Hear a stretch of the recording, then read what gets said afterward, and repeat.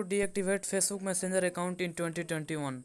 Now that's I'm going to show you guys in this quick video, so let's get started right away. Now the very first thing you have to do is you have to switch to you don't need to go to the Messenger account. Firstly you have to go to the Facebook Messenger account, Facebook account. You have to go to the Facebook account, and then you have to log into the account that you are connected to the Messenger account, and then you want to deactivate the Messenger account.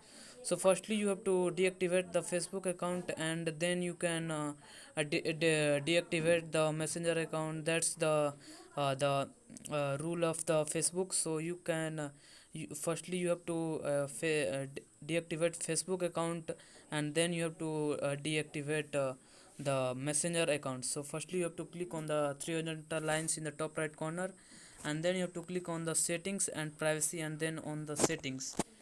When you click on the settings, you have to search for the delete.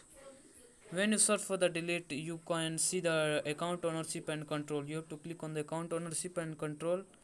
When you click on the account ownership and control, you can see the deactivation and deletion. You have to click on the deactivation and deletion, and then you have to click on the continue to account deletion, and then you have to click on the deactivating your Facebook account. You can choose any of the regions that you uh, so that's it. And after choosing the region, you have to click on the continue, and then you have to click on the take and then you have to click on the do you want to log out instead, and then you have to automatically reactivated my account, reactivating your account in 2020 in 7 days.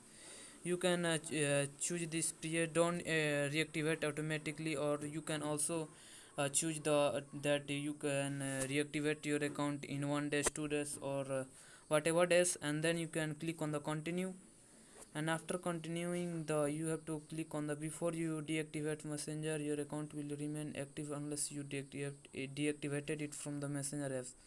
So you have to click on the deactivate my account, and then so that's it. And after deactivating your account deactivation is successful. So that's it.